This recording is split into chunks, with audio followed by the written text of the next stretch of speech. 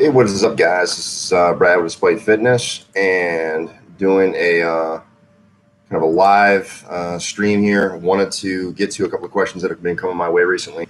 There is been a lot of people hitting me up, and I think they're probably getting ready for some competitions. Some people have been talking to me about, meet prep, peaking, attempt selection, things like that.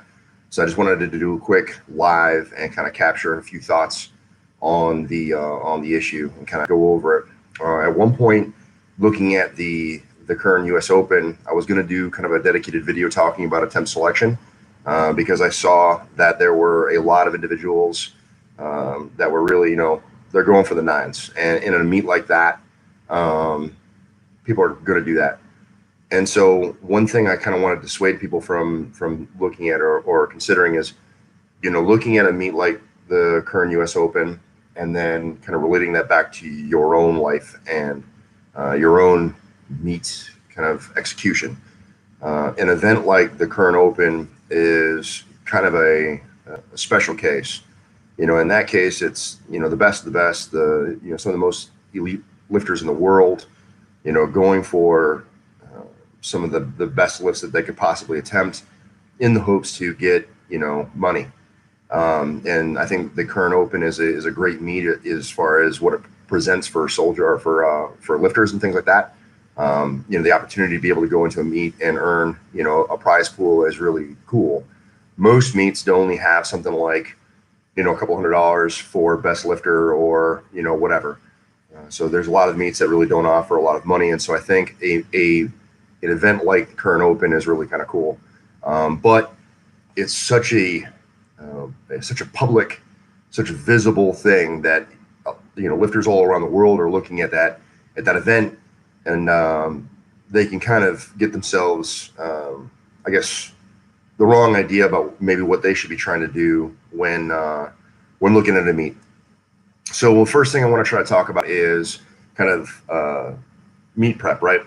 So the way that I've always kind of gone through meet prep is looking at numbers that I've executed.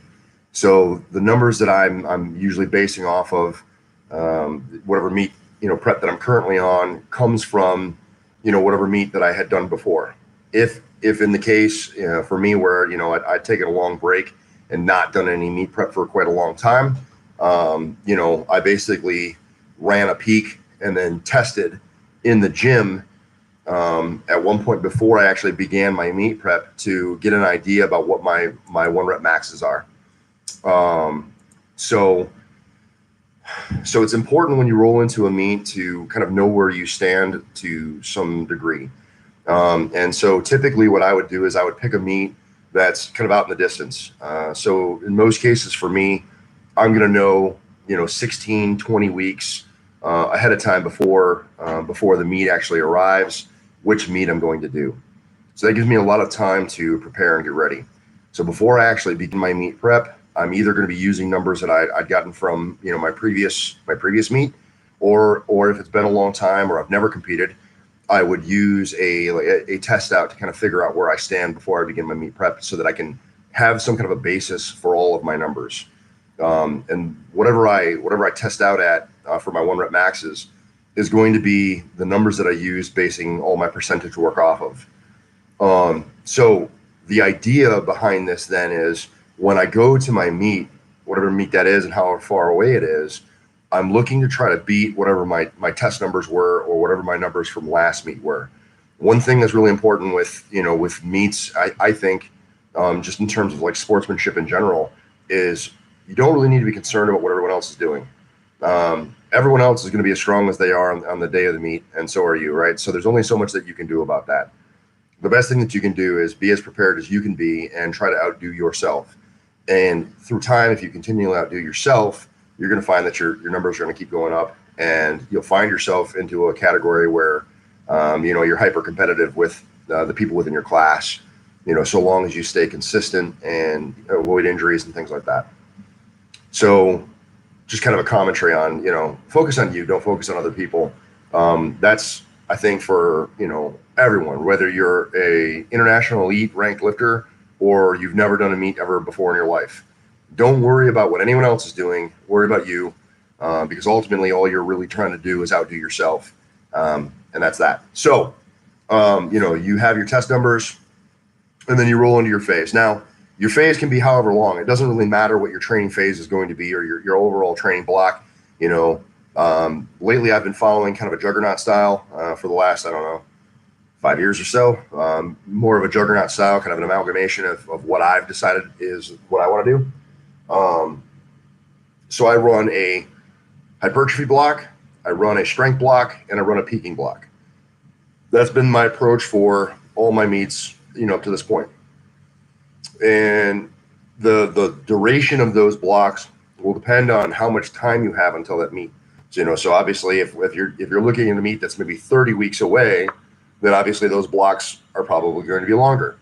But if the meet is only 12 weeks away, then the blocks are going to be much, much shorter. And so you have to base how long those blocks are based on how much time you have to prepare for that meet. And the idea is that through that preparation, whatever it is before that meet hits, you're attempting to build yourself up so that you can outdo whatever your test numbers were or whatever your previous meet numbers were. So your attempt selection shouldn't come out of nowhere. The guys just hit me up asking when I'm going to go live now. So, as far as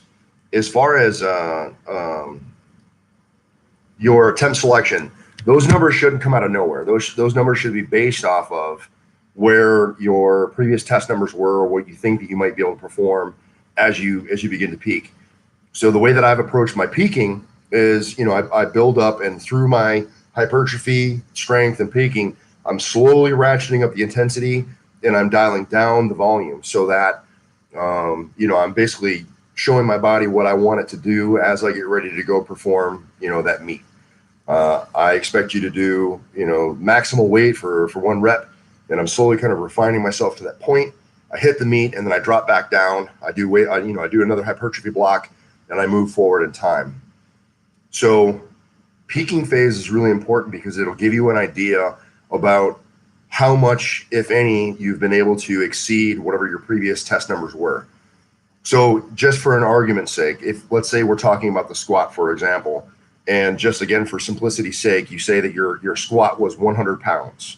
So you test it out before your training cycle, you test it out, you hit a 100-pound squat.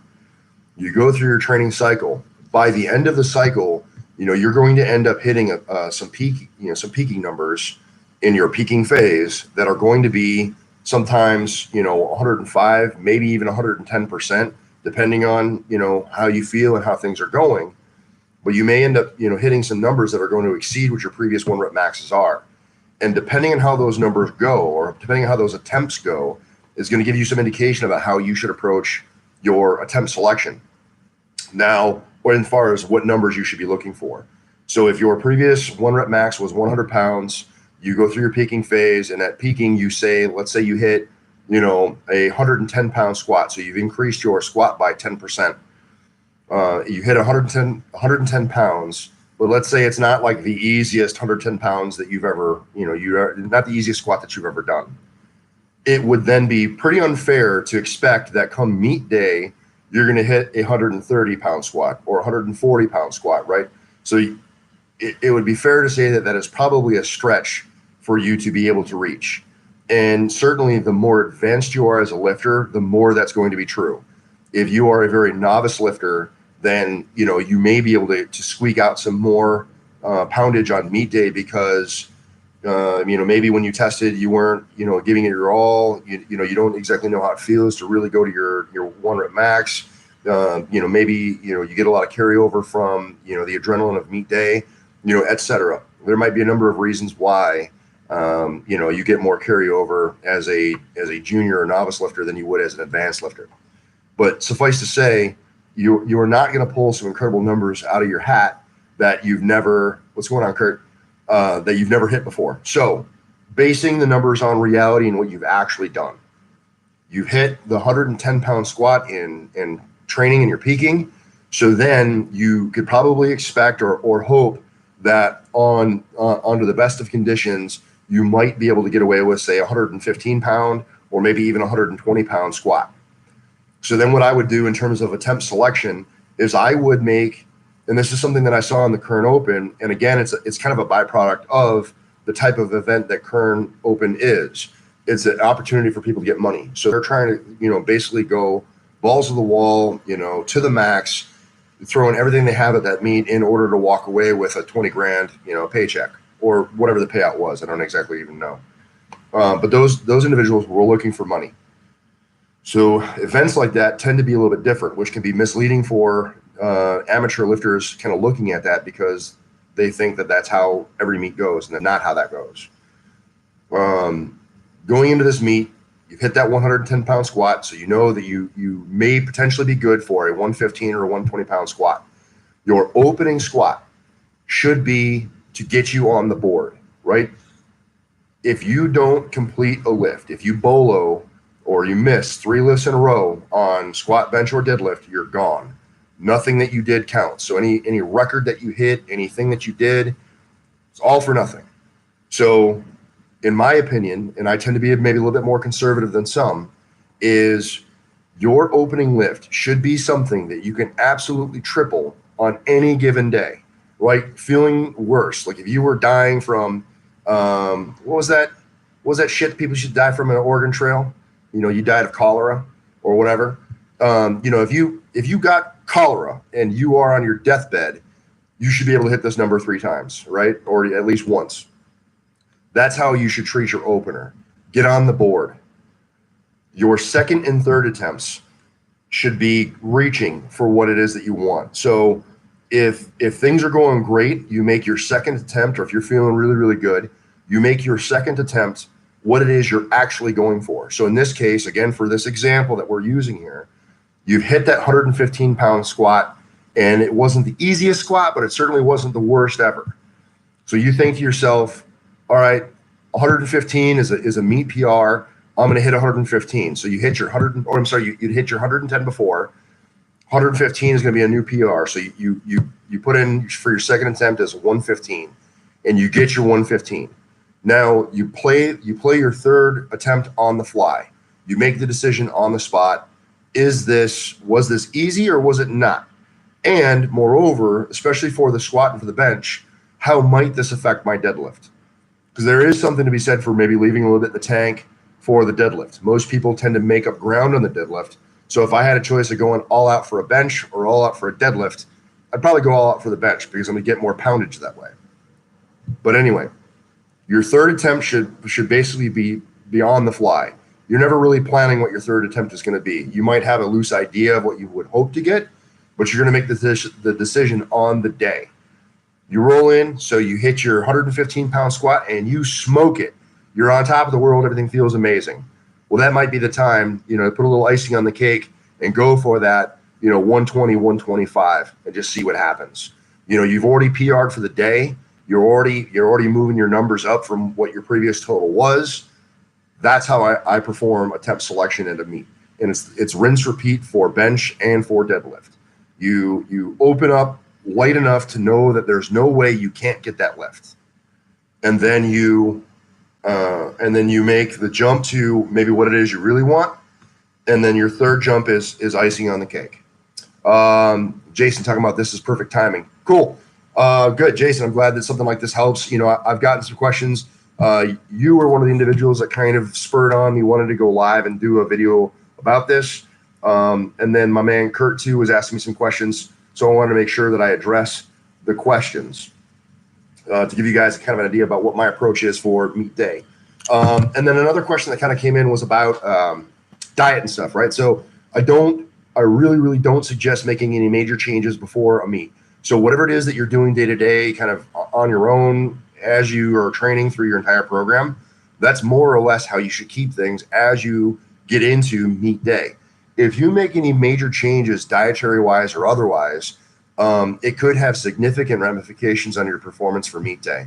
So if you go from a particular diet, and let's be extreme here. Let's say you're on a ketogenic diet, for the majority of your prep and well before, and then a week before meet day, you introduce carbs back into your system and, you start going carbs. your body may not respond well to that, right? Like switching it up so fast on your body might not be a great idea. So what I recommend is something that is that they say in the Army and Airborne, right? When you've reached a certain level and you're at 100 feet, above ground, you're not going to be making any more corrections on your parachute, right? You're just going to hold what you got. And same thing for you guys. Once you get into the point where you're rolling into meet day, you're not making any more corrections. You're not making any major alterations. You're holding what you got. So yeah, I think those are the major points that I wanted to cover. If you guys that are here with me right now have any other additional questions or something that you want to throw at me that I might be able to help you out with in terms of preparing for your meets or anything else meet related, go ahead and hit me up right now, and I will be more than happy to answer those questions. And then, of course, as time goes by, if additional questions come through and things like that, I can do perhaps another live or a separate video to kind of capture those. Give it a minute or two to see if you guys have anything for me. Aside from that, I have a video rendering right now, so here pretty quick, I'm going to have another video out. A lot of you guys were asking how my bench peak went, so that'll be coming out here in just a little bit. You guys get to see that. So I'm just trying to get myself rolling through my backlog of video footage and get myself caught up on where I am in time. Things have been going pretty good for training wise. I got that squat competition this weekend, so I'm going to go and just have fun. So I'm not worried about winning, losing, setting a PR. There's no chance in hell I'm setting any kind of a personal PR for this meet. I'm just going to go there and perform a decent squat, and I'm just going to try to meet some people here on the post that maybe I haven't had a chance to meet, and make some new friends and things like that, and catch some more people on. What's up, Emmanuel? And just meet some people and things like that. So that's kind of how I'm approaching this meet. To kind of cycle back around to the whole thing that I mentioned about sportsmanship and competing against yourself and all that other stuff. I had an event take place recently that really kind of switched me off, and there was an individual that proved or showed me that they were way more concerned about being competitive and trying to beat me than it was about having fun. And things like that really kind of suck the joy out of events for me.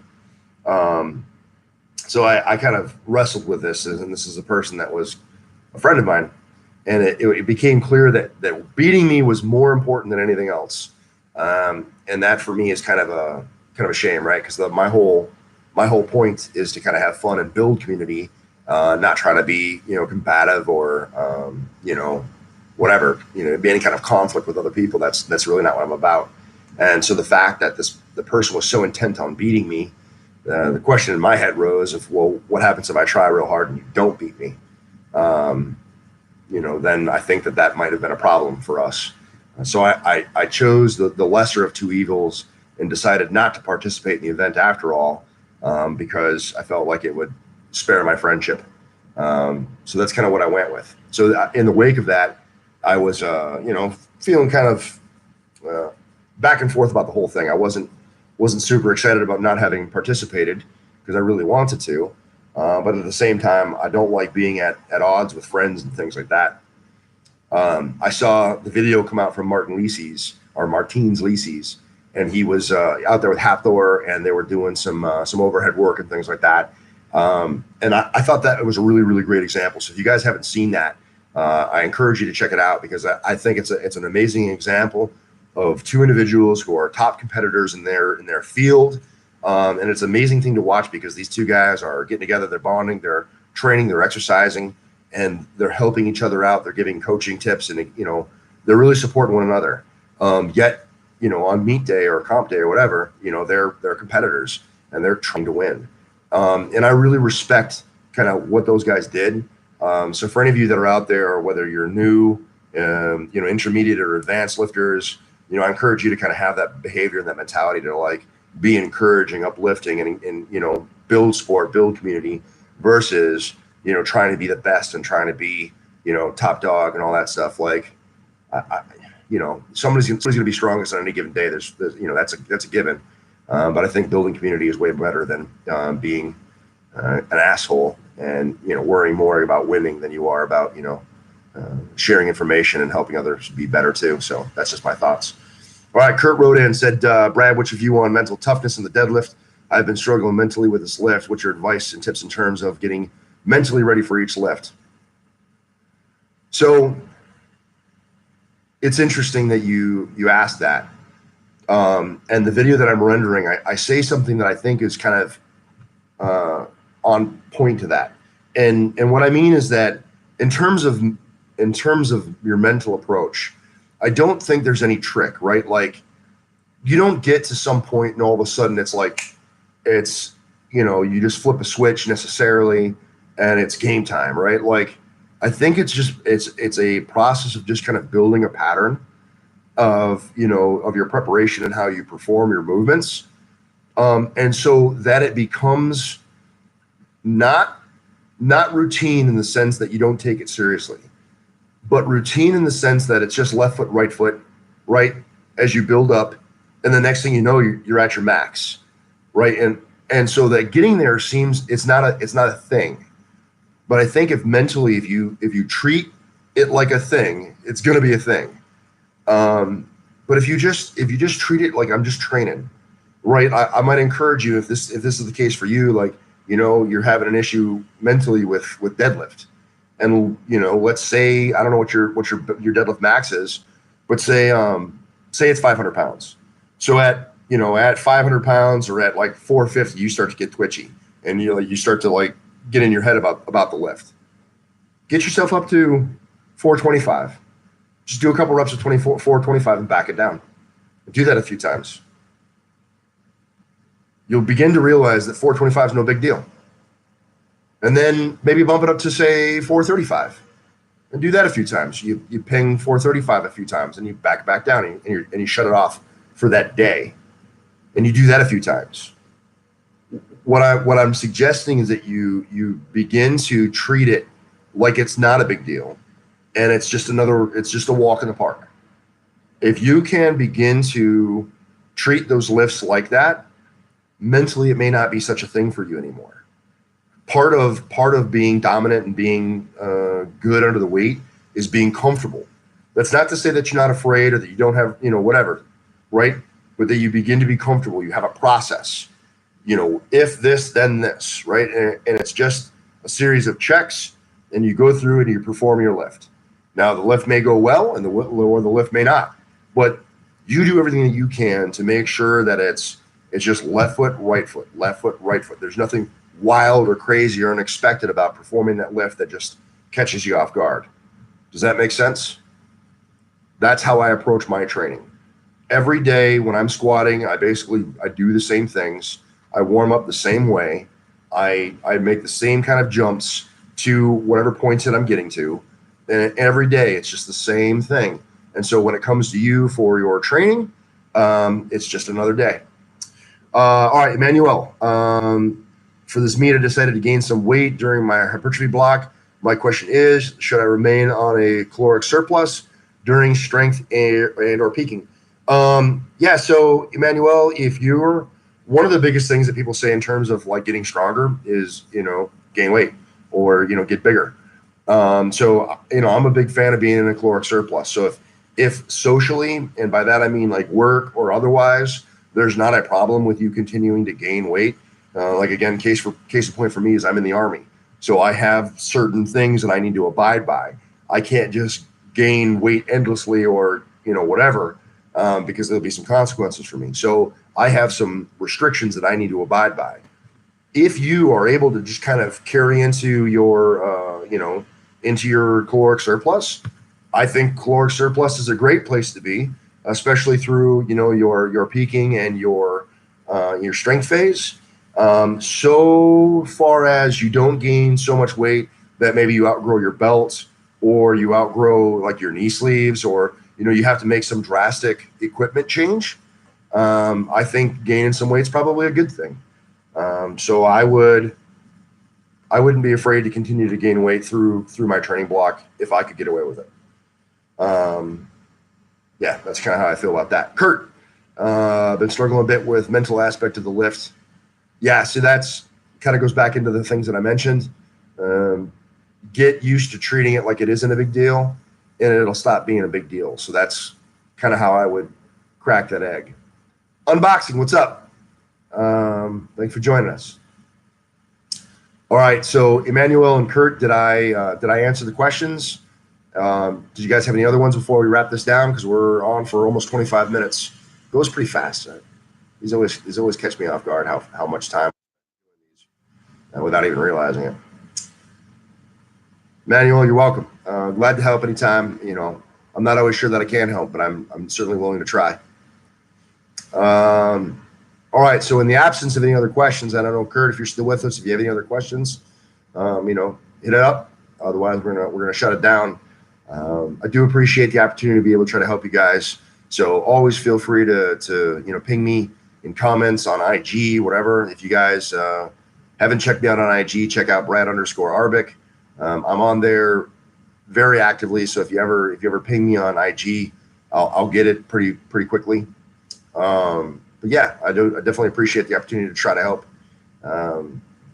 So always feel free to hit me up with questions, you know, hit me up with videos and things like that for form checks. I'm always glad to do that kind of stuff to be able to help as many people as I can. It's a big deal. Yeah. Kurt, what's advice on eating before and during the meet? Okay, so this is a big deal, man. So what I would say, guys, is as you get ready to roll into your meet, do not make any major changes. You want to keep everything as consistent as you've been, right? So I wouldn't introduce any wild or crazy foods. I wouldn't increase or subtract, you know, any major elements of your diet. Because if you've been doing something for a period of time and it's been working, stick with it. Because if you make some drastic change, you know, right before the meet, you may end up upsetting your stomach, and then you're rolling into meet day with you know, bubble gut or whatever else, and that can have a significant impact on performance. So keep track of what it is that you're doing as far as your diet now. Keep track of how you feel during your training sessions, and if your diet now isn't really having a negative impact on your training sessions, then I would keep your diet very much the same what you're doing right now. The only thing that I would recommend for meet day is just make sure that you really have enough sodium. So there's a salt supplement called ThermoTabs. You can order it on Amazon. It's just a buffered salt supplement, so it can help keep electrolytes in your system. Make sure that you stay hydrated. So, you know, sipping on water kind of consistently throughout the day, not guzzling water, but sipping on water consistently through the day would be good. And then having something to snack on that's fairly light fare, that's not going to be real heavy in the stomach, would be good during meet day, because meet days, especially depending on how many people are competing, can be very, very long days. So it's unrealistic to expect that you're going to wake up in the morning, you know, meet day, and, you know, eat your breakfast or whatever and not have anything else before, you know, the deadlifts culminate. So definitely make sure that you bring some food with you, but it's not super heavy food or something that's going to, you know, wind your stomach up and make your stomach upset. You want to have stuff that you know is just super easy, super simple. Yeah, tending to run out of energy is a deal. So carbohydrates are gonna help with that. So, you know, some rice and just some simple white rice with a little bit of salt would be good, just for carbohydrates. And then, you know, so kind of a light protein source, some chicken, something like that might be decent. So that you're just kind of snacking on that through the day in small bites, just to keep kind of that slow macronutrient drip in your system. That'd be kind of how I would approach that. Kurt, you're welcome. Glad to help, man. Thank you for the questions. Because the cool thing is, if it helps you, it'll help a lot of other people too. Emmanuel, thank you. Good luck in school. You know, get good grades, make good choices. That's some line from a movie. That's why I said it. But I appreciate the questions. Thank you for checking it out. All right, guys, we're at 30 minutes. So it's pretty unrealistic to think that most people are going to sit through 30 minutes of recorded me talking. But hopefully this is stuff that is helpful for you guys as you get ready for your meet prep. I know a lot of people tend to do meets, you know, in the summertime. You know, we're hitting spring, so should be some meets coming up. If you guys have questions or there's something that comes up as you get closer to your individual meets, always feel free to hit me up, drop a line, ask a question. I'm glad to help if I can. I'm not a doctor, but I'll take a look. And it definitely means a lot to me to be able to help you guys out. So like I said, with all things, guys, if you ever have any questions, comments, or concerns, leave them in the comments box. I'll be sure to respond. And you guys can also help me quite a lot by sharing videos with friends, family, whatever, showing that kind of stuff. It helps me grow the channel. And then, be willing to check out the Trade Despite shop as well. Check out some merchandise. We got some new designs coming in the near future. I'm actually really, really excited about. And we're going to do some different stuff like hats and things too, I think. So that'd be pretty cool. Yeah, guys, that's it. Remember, no matter what it is you think you can't do, train despite. You're either going to find an excuse, you're going to find a way, and I hope that you continue to find the way. Thanks for watching, guys. I'll see you in the next one. Peace.